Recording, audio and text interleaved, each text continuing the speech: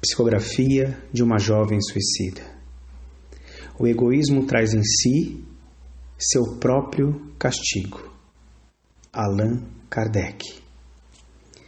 Como aluna da USP, me sentia uma pessoa privilegiada e vencedora.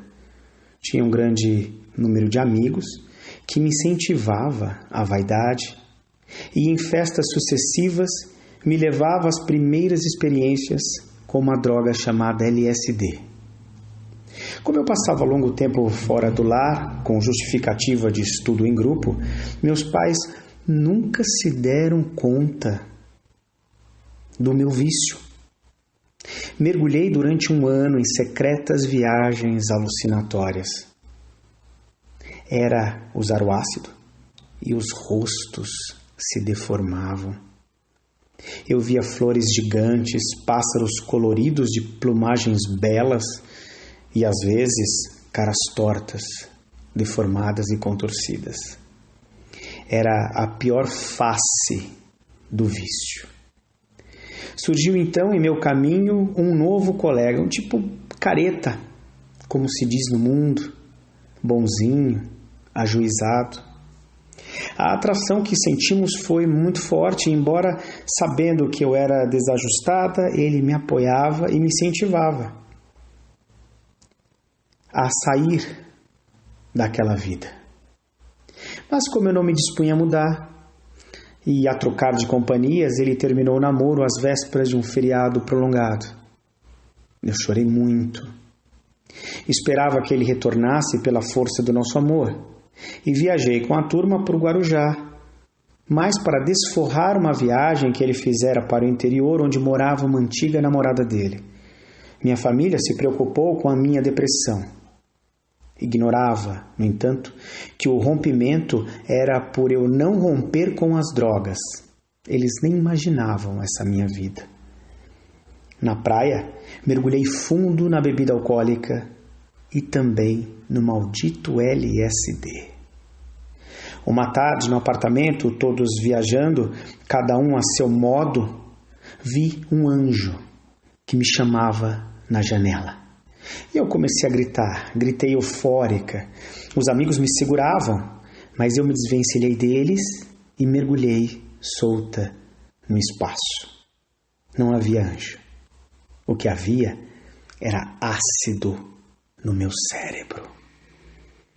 Não havia nenhum anjo. O que havia era uma alucinação. Tudo isso ocorreu em 1970. Meu namorado soube depois.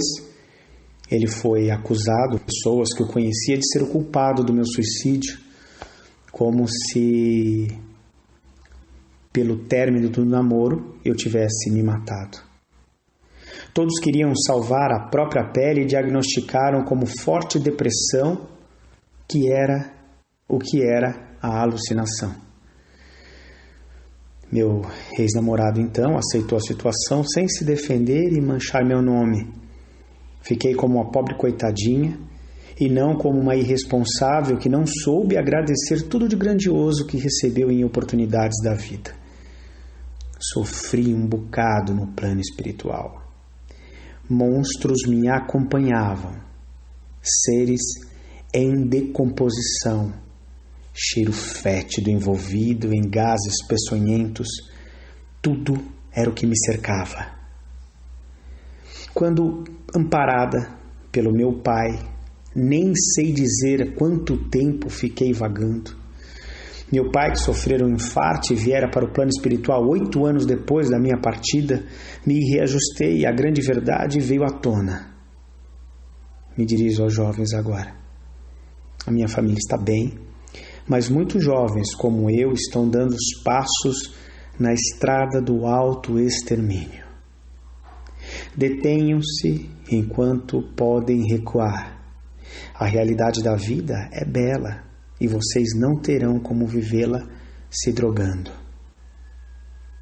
Detenham os passos nessa senda destruidora, nessa fogueira que queima nossa saúde, nossos sonhos e nossas vidas. O que eu sofri